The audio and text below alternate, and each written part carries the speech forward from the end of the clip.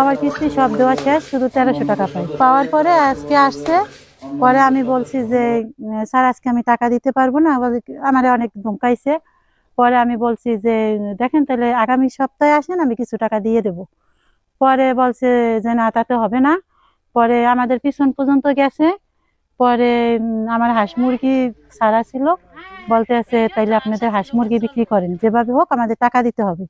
পরে আমি বলছি যে আমাদের টাকা দিতে আজকে আমি পারবো না, আগামী সপ্তাহে। পরে আমি বলছি যে হাঁস মুরগি যে বিক্রি করবো, কাস্টমার নেই। বলছে তা আমি কিনবো, আমার কাছে বিক্রি করেন। কারণ আমি বলছি যে না, আমি ওর বাবার কাছে, মেয়ে পালে তার কাছে না জিজ্ঞেস করে আমি বলতে পারবো না। পরে বলছে আপনি এখন ফোন দেন। আমি বলছি এখন পারবো না, মেয়ে পরীক্ষা দিতে গেছে। ভাই আপনি এখন দানাই পানাই শুরু করছেন। পরে এই সাইডে এই লোকটা সে অনেক তাড়া শুরু করছে। পরে আমি ওনাদের সাথে তককে না পাইলে আমি পরে ওই কাঁচি আর নেট নিয়ে চলে গেছি ঘাস কাটতে। পরে আমি যখন ওই কর্নারে ছিলাম তখন শুনি যে আমার বাড়িতে মুরগি ওড়ে, মানে ধাওয়া দাওয়ি করতে আসে।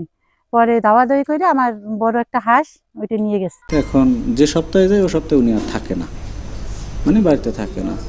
গেল সপ্তাহে গেলাম, তখন আমার বললো যে এই সপ্তাহে টাকা দিব। তো গেলাম, পরে উনি বলতেছে যে আমি টাকা দিতে পারবো না, টাকা দেবো জানুয়ারি মাসে। তো জানুয়ারি মাসে দেবেন, আমার তো বদলি করে দিয়েছে, আমি তো আপনার টাকাটা পকেট থেকে দিয়ে দিয়েছি, উনি টাকা দেবে না। তা আমি বললাম যে তাহলে কীভাবে করবো, আমার তো অফিস ম্যানেজ করতে হয়।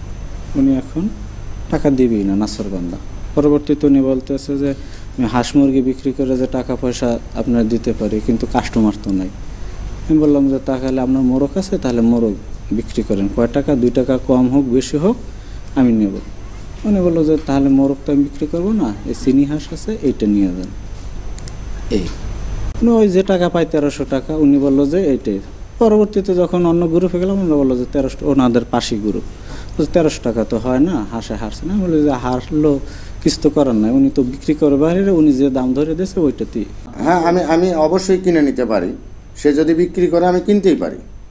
সে বিক্রি করলে আমি কিনবো না? আমি যদি এখন এই কলমটা বিক্রি করি, আপনি কিনবেন না? আপনার প্রয়োজন হলে আপনি কিনতেই পারেন। টাকার বিনিময়ে আপনার কিস্তির বিরুদ্ধে? না না, কিস্তির বিনিময়ে না, আমি আমার প্রয়োজনে এই কলমটা বিক্রি করব। আপনার প্রয়োজন হলে আপনি নিতে পারেন।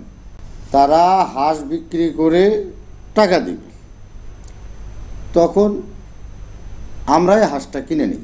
হাঁস নিছে, আমাদের বড় হাঁস দেখছি, আমি নিজে দেখছি। বড় হাঁস ধরে নিয়ে গেছে, কিস্তির টাকা দিতে পারে না, তার জন্য।